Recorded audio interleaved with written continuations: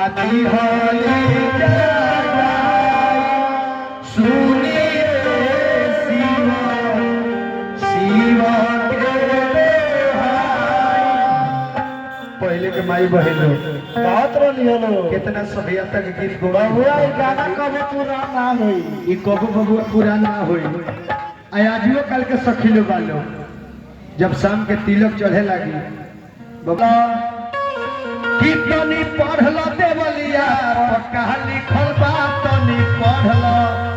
आतावार लिखल बा तल ऐसन सखी कहले कि रहो हो अब तू दमाई हमरा के हां ऐसन सखी कहले का कहलियो आतावार लिखल बा हां